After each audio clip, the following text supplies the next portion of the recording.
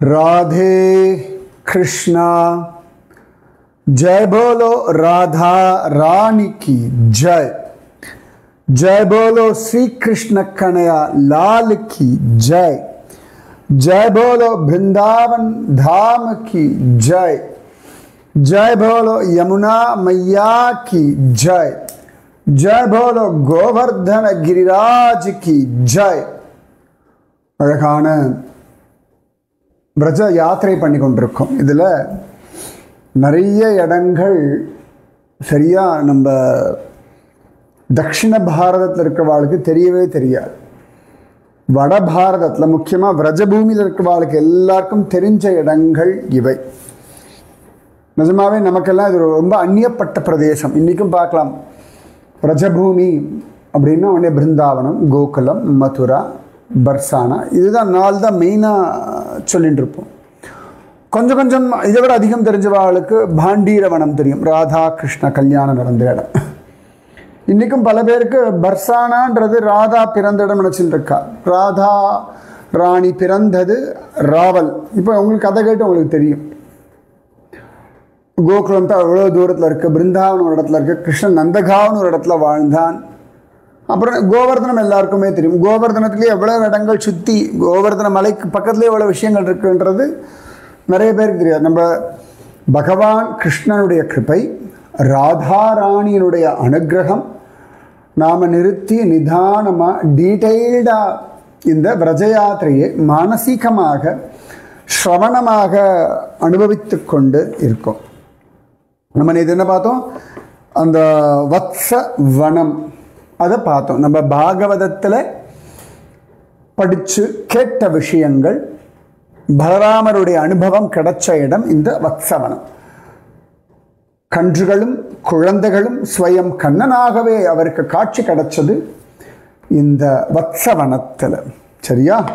அதே நான் இன்னொரு இடத்துக்கு போயிருக்கேன், அந்த இடத்துல பிரம்மதேவருக்கு காட்சி கிடைச்சது. அங்கே இருந்தால் குழந்தைகள்லாம் மறைஞ்சு போனார்கள் அப்படியும் சொல்கிறது உண்டு. ரொம்ப அழகான வத்சவனம் பார்த்தோம். அதை தாண்டி ஒரு இடத்துக்கு போனோம்னா சோங்க் அப்படின்னு அந்த இடம் பேர். சோங்க் சவுங்க் அப்படின்றது இது ஒரு சின்ன காட்டுப்பகுதி மாதிரி வச்சுக்கோங்களேன். இன்றைக்கி அங்கே வீடுகள் இருக்கும். இதில் ரொம்ப விசேஷமான ஒரு லீலை. ஒரு நாள் ராதாராணியும் கோபிகைகளும் கண்ணனை தேடிண்டு இப்படி அலைகிறார்கள். இந்த இடத்துக்கு வரார்கள். எங்கேயுமே கண்ணனை காணலை. அது அப்படிதான். திடீர்னு வந்து அப்படியே பிரேமையை வர்ஷிப்பான். திடீர்னு பார்த்தா அந்நியப்பட்டு எங்கேயோ கிடப்பான். திடீர்னு பார்த்தா கொஞ்சம் கொஞ்சம் கொஞ்சம் கொஞ்சம்னு கஞ்சுவான். சில சமயத்தை கெஞ்சின்னு கெஞ்சினாலும் கண்டுக்க மாட்டான். சில சமயத்தில் அப்படியே பிரேமையில் திளைக்க வச்சு கதற விடுவான்.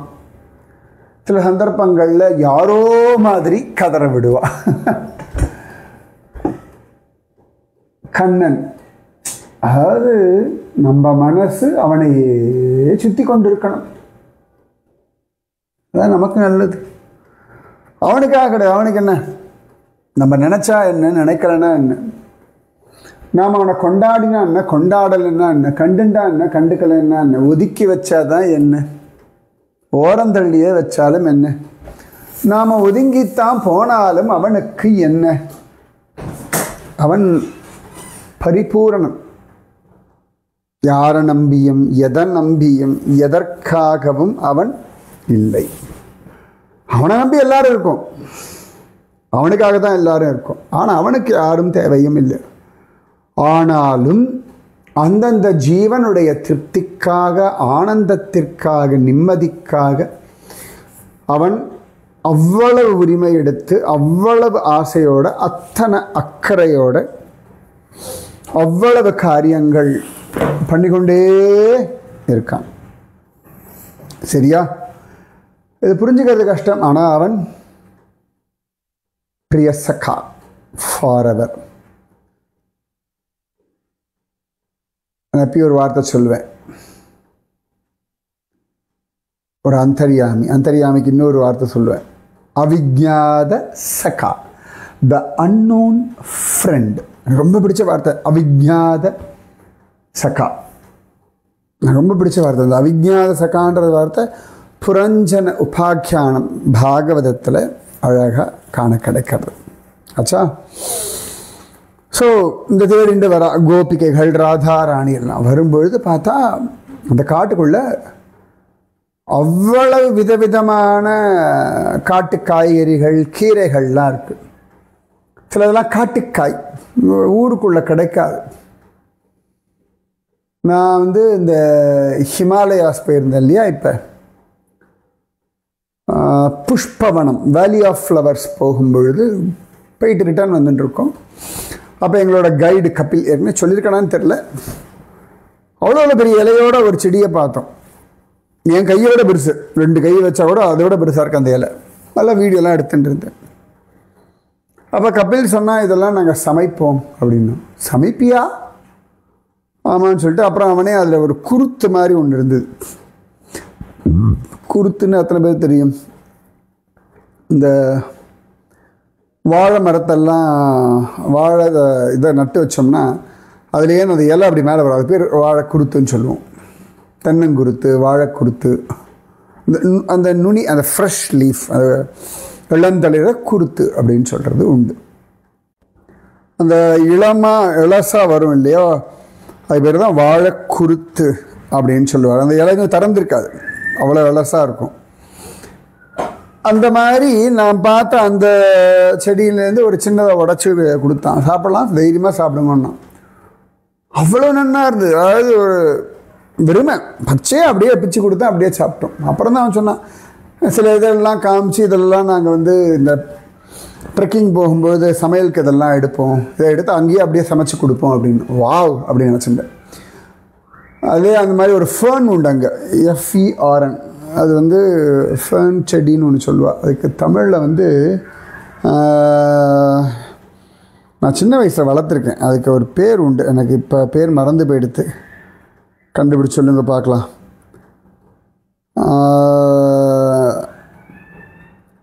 பண்ணம் பெரணி அப்படின்லாம் சொல்லுவாது. ஒரு அப்படியே வரும். அது அந்த குருத்தை எடுத்து அவள் சமைச்சு சாப்பிடுவாள். நான் கடையிலே விற்று பார்த்துருக்கேன், எங்கள் உத்தராகண்டில் பார்த்துருக்கேன். கேரளா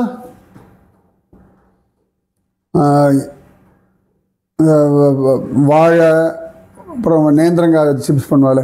அதோட தோலெல்லாம் எடுத்து அதில் சமையல் பண்ணுவாள். அதுக்கப்புறமா சேம்புன்னு சொல்லுவாள். சேப்பங்கிழங்கு இருக்கு இல்லையா, ராதானுடைய ஃபேவரட் டிஷ் சேப்பங்கிழங்கு, ரொம்ப பிடிச்ச ஆர்பி. அதனுடைய இலைய சமைப்பா, சேம்பலன்பா. அப்புறமா பலாக்காய் சமைப்பா, பலாமுசு. அதுக்கப்புறமா பலாக்கொட்டை. ஸோ அந்த மாதிரி நிறைய உண்டு. ஒவ்வொரு ஊர்லேயும் ஒவ்வொன்றும் உண்டு இல்லையா, பல ஊர்களில் அது உண்டு. ஸோ இவெல்லாம் காட்டுவாசி தானே, ராதாராணி, கோபிகைகள், கண்ணன், இவெல்லாம் ஆடு மாடு காடு, இப்படி தான் அவள் வாழ்க்கை. ஆடு மாடு காடு, ஆடு பாடு காடு. ஆட்டையும் மாட்டையும் காட்டில் மேய்ப்பா, காட்டில் ஆடிண்டும் பாடிண்டும் ஆனந்தமாக இருப்பா. ஆடு மாடு காடு, ஆடு பாடு காடு. இப்படி தான் அவள் வாழ்க்கையே. ஸோ அப்போ இந்த ராதாராணி கோபிகள்லாம் பார்த்தாலாம் தேடி தேடி பார்த்தா கிருஷ்ணன் கிடைக்கல. அப்போ ராதாராணி கிட்ட கோபிகைகள் சொன்னாலே, ராதே ஒன்று பண்ணலாம், இங்கே நல்லா காட்டு காய்கறிகள்லாம் கிடைக்கிறது, ஓகே, நாம் இந்த இடத்துல நல்லா சமையல் பண்ணுவோம். சமையல் பண்ணோம்னா அந்த வாசத்துக்கே கிச்சா பைய ஓடி வருவான். கிருஷ்ணனுக்கு சாப்பிட ரொம்ப பிடிக்கும். எஸ், அது கோபிகள்லாம் சமைச்சா கேட்கணுமா? அவன் ரசிகன், அவனை போல ரசிகன் இனி யார் உண்டு? அப்போ ராதாராணி சொல்ல, அடி பானை இல்லை, உப்பு இல்லை, புளி இல்லை, அம்மி இல்லை, ஆட்டுக்கால் இல்லை, என்ன தெரிய பண்ண போகிறோம்? ஆட்டுக்கல் இருந்தாலும் அரைக்கலாம், என்னது மிளகு வேணும், கடுகு வேணும், மஞ்சப்பொடி வேணும், என்னெல்லாம் வேணும் அப்படின்றதுக்குள்ள எல்லாம் அங்கே சைடில் அவள் பேசி திரும்ப லைனாக இருக்குது. அவளுக்கு வேண்டிய எல்லா சாமானும் இருக்குது. வாவ் அப்படின்னு சொல்லிட்டு வாவ் அப்படி தானே உடனே கடன்னு ராதாராணி ரொம்ப நல்லா சமைப்பா. அது ராதாராணி கைப்பக்கம் அவ்வளோ நல்லா இருக்கும். நிஜமாவே ராதாராணியை கையால் சமைச்சு சாப்பிட்றதுலாம் கோட்டி ஜென்ம சுக்ருத்தம். அதெல்லாம் கேட்டால் சனாதன கோஸ்வாமி ரூப கோஸ்வாமி என்னை கொன்னே போட்டுருவா. படுபாவி உன் நாக்குக்கு ராதாராணி சமைக்கணுமோ அப்படின்னு கொன்னுடுவா. அது அவளுடைய பாவம், அதை நான் மதிக்கிறேன். ராதாராணி என்னோட அம்மா, அம்மா கையால் சாப்பிட்றது எப்படி தப்பாகும்?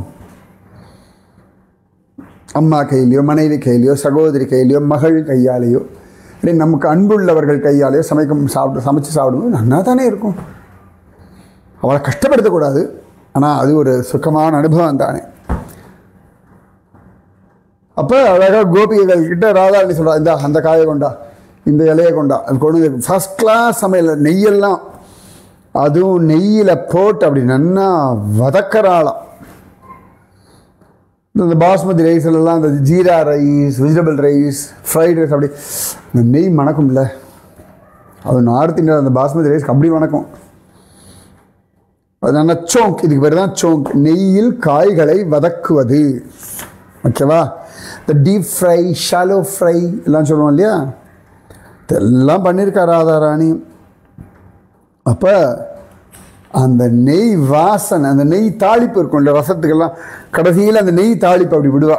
அது அந்த வாசனையை பக்க பக்கன்னு பசிக்கும் அந்த சுட சுட. அப்படி ராதாராணி ஆசையாக சமைக்க கண்ணனுக்கு வாசனை வர, டே வாடா மதுமங்களா சூப்பராக சமைக்கிறாளா போய் சாப்பிட்லான்னு சொல்ல, மதுமங்கலன் நல்ல சாப்பாடுறாமன் மதுமங்கலன் அவனை கூட்டுண்டு 2 பேர் எங்க வாசனை வாசனையை தேடி வந்து இந்த இடத்துக்கு வந்து அவ்வளோ அழகாக ஜம்முன உட்கார ராதாராணியும் கோபிகைகளும் ஃபர்ஸ்ட் கிளாஸாக பரிமாற நன்னா சாப்பிட்டான் கண்ணனும் மதுமங்கலனும். சூப்பர்ல? ஸோ இந்த 2 பேர் சோங்க். இனிமேல் டீப் ஃப்ரை நல்லா நெய்யெல்லாம் விட்டு வதக்கும் போது, அதுவும் இந்த வெண்பொங்கலுக்காக முந்திரி பருப்பை வதக்குவா பாருங்க, அந்த அப்படி நெய்யில் அப்படி அந்த வாசனையே, அது முந்திரி பருப்பு பொங்கலில் போடுறதுக்கு முன்னாடி பாதி வாய்க்கு போயிடும். அது சக்கரை பொங்கல், வெண்பொங்கல், அது ஒவ்வொன்றுத்துக்கும் ஒரு அந்த இந்த காஃபி பொடி அரைக்கிற ஸ்மெல். காஃபி பொடி பிடிக்காத விட்டுருங்கோ, ஏலக்காய் பொடியுடைய வாசனை, கிராம்பு வாசனை, அதுவும் நல்ல கீரி அப்படி மசிக்கிற வாசனை, நல்ல லேசாக புளிக்க ஆரம்பிக்கிற தயிரோடைய மோர் வாசனை, லஸ்ஸியோட வாசனை. அப்புறமா அந்த வெண்ணெயை காய்ச்சிட்டு அதில் அந்த அரிசி மாவை போட்டு சர்க்கரையை போட்டு அப்படி பரட்டி கொடுப்பா. அது பாத்திரத்தை க்ளீன் பண்ணுறதுக்கான ஈஸியஸ்ட் ஆப்ஷன் இந்த கசண்டு. அப்புறமா அரிசி உப்புமா, பொங்கலோடைய அந்த காந்தல், ஒவ்வொன்றும் ஒரு அழகு. சாப்பாடு இப்படி ரசிக்கலாமாண்ணா? கண்ணன் பிரசாதம், கண்ணனே ரசிக்கிறான். கண்ணன் ரசித்தா நீ நானும் ஒன்றும் அப்படின்னா சரிப்பா, நான் கண்ணனோட ஃப்ரெண்டு ரசிக்கிறேன், அவ்வளோதான். நான்லாம் கண்ணன்கிட்ட என்ன நாள் கேட்கக்கூடிய ஒரு ஆசாமி. ஓகேவா? ஸோ சோங்க் இதுதான் இந்த இடம். சூப்பரில். இதெல்லாம் பாகவத்தில் இல்லை, வேறு எங்கேயாவது இருக்கும். இந்த புராண சம்பவம் ஏதான இடத்த தேடி கண்டுபிடிக்கணும். ஓகேவா? இது சோங்க். இந்த பைத்தா கிராமத்திலேருந்து பைத்தா அங்கேருந்து ஒரு 6 கிலோமீட்டர் தள்ளி வந்தால் இந்த சோங்க் இருக்கு. அதுக்கு அடுத்தது அங்கிருந்து இன்னும் தள்ளி வரும். ஓகே, சூரிய பட்டன்வனா அப்படின்னு பேர். சூரிய வனம், அதுதான் சரியான அர்த்தம். பொதுவாக கேரா அப்படின்னு சொல்லுவா. கேரா அப்படின்னா இந்த கோரா அப்படின்னு சொல்லுவா. சம்ஸ்கிருதத்தில் கன்றின் குளம்படின்னு அர்த்தம். அது இந்த பசங்கள்லாம் மாடு மேய்ச்சிண்டு காத்தால் அப்படி போவாள். ஒரு எல்லை வரைக்கும் போயிட்டு அப்புறம் கொஞ்சம் கொஞ்சமாக அப்படி வருவாள், ரிட்டர்ன் வருவாள். ரொம்ப தூரம் போய்ட்டு திரும்பி வரதுக்கு ரொம்ப நேரம் ஆகும் இல்லையா, ஒரு மழையெல்லாம் வந்ததுன்னா. அதனால் சில சமயங்களில் சாப்பாடு பின்னாடி எடுத்துட்டு வருவாள். அம்மாவோ அப்பாவோ யாராவது கொண்டு வந்து கொடுப்பான் அந்த பிள்ளைகளுக்கு சாப்பாடு. ஸோ அவள் இந்த இடத்துக்கு வாங்கணுன்னா அதை தாண்டி போயிட்டு மத்தியானம் லஞ்சுக்கு அந்த பக்கம் வந்துடுவாள். ஸோ அங்கே வந்து சாப்பாடெல்லாம் கொடுப்பார்கள். சாப்பிட்டுட்டு தென் மத்தியானத்துக்கு மேலே அப்படி மாடு மேய்ச்சிண்டு கொஞ்சம் கொஞ்சமாக ஊர் பக்கமாக வர ஆரம்பிச்சிருவாள். ஏன்னா அவ்வளோதான் ட்ராவல் பண்ணுறா இல்லையா. ஸோ ட்ராவலிங்லேயே மாடு அப்படியே மேய்ச்சிண்டே வருவாள். ட்ராவல் ஆகுது ரொம்ப அழகாக இருக்கும் அந்த டிசைனே. வாழ்ந்து மேய்ச்சிண்டே போவாள். ஒரு இடத்துல போய் திரும்பி ரிட்டர்ன் வரும்போது வேறு வழியாக வரும்போது அந்த மாடுகள் அங்கேருந்து அப்படியே மேய்ச்சிண்டே வரும். ஒரு இடத்துல உட்காந்துட்டு சாப்பிடுவாள். திரும்பி அப்படியே மேய்ச்சிட்டு அப்படியே அதுங்களுக்கு தெரியும் அந்த ரூட்டு, இப்படி போயிட்டு அப்படி வரணும் அப்படின்னு தெரியும். ஸோ கண்ணன் கோப குழந்தைகளோட வந்து கண்ணுக்குட்டிகளை மேய்ச்ச இடம் இது. முக்கியமாக மத்தியானத்துக்கு மேலே கண்ணுக்குட்டிகளை மேய்ச்சுண்டு பகவான் இங்கே வருவான். இங்கே வந்து சூரிய பகவான் வந்து கண்ணனை அழகாக பூஜை பண்ணி நமஸ்காரம் பண்ணி கண்ணனை கொண்டாடின ஒரு இடம். ஸோ இங்கேருந்து ஒரு தள்ளி போனோம்னா ஒரு 2-3 கிலோமீட்டரில் சூரிய தேவனுடைய கோவில் இருக்குது. ஆச்சா, இன்றைக்கி சூரிய தலான்னு ஒரு சின்ன தலாப் குண்டம் குளம் இருக்குது. இது வந்து கேரா அப்படின்னு பேர். சூரிய பட்டன் வனான்னு பேர், வனம். ஓகேவா? ஸோ இந்த கேரா கிராமத்துலேயும் ஒரு கோபால குண்டம், குவாலா குண்டம், கோபால மந்திரம், பிஹாரிஜி கோவில் இதெல்லாம் இருக்குது. ஸோ சூரிய பட்டன வனா அப்படின்னு பேர். 2ஆச்சா. தென் 3வது சமாய் அப்படின்னு ஒரு இடம். சான்வாயின் அப்படின்னு சொல்லுவாள். சான்வாயின் இது விசேஷமான ஒரு இடம். சன்வாரி அப்படின்னா பிளாக்கிஷ் அப்படின்னு அர்த்தம். ஷாமா சகி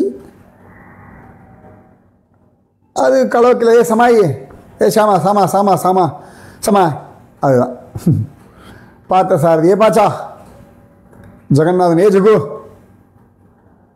பத்மநாபன் ஹே பது, அந்த மாதிரி ஷாமா சாமா, ஷாமா சாமா சாமி, அவ்வளோதான் சாமா. அப்போ ஒரு சந்தர்ப்பத்தில்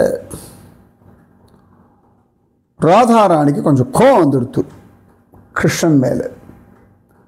கிருஷ்ணன் ரொம்ப பாவம் அப்படின்னு நீங்கள் முக்கிறது கேட்குறது எனக்கு நிஜமாவே பாவம். அது தெரியுமா உங்களுக்கு? அவ்வளவு பாவம்.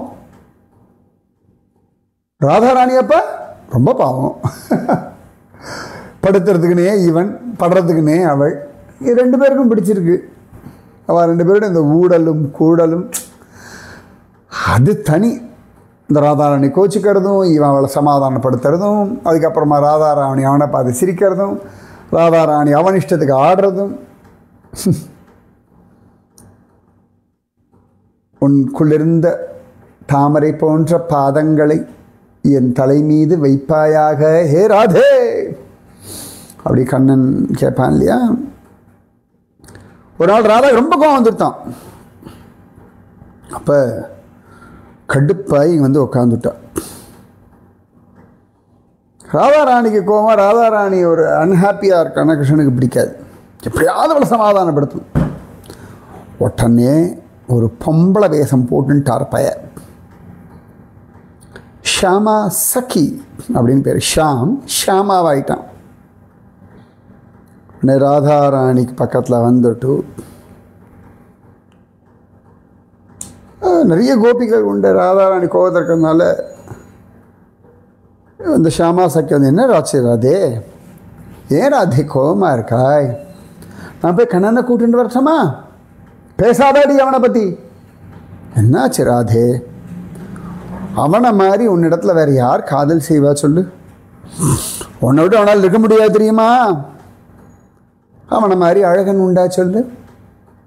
அவனை மாதிரி பிரேமநாத் யாரு, ராசநாத் யாரு? அவனோட முத்தம் போல வருமா?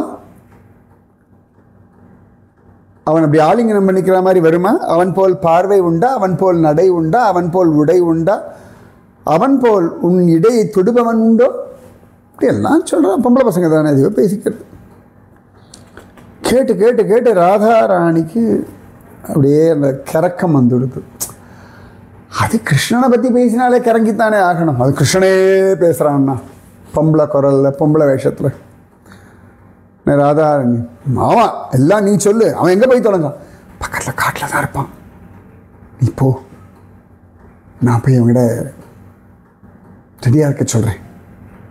உனக்காக காத்துட்டு இருப்பான், நான் சொல்கிறேன் கேளு. அவன் உங்ககிட்ட பயந்து போயிருப்பான், அவனுக்கு உன்னை பார்த்தா பயம். அப்படியா?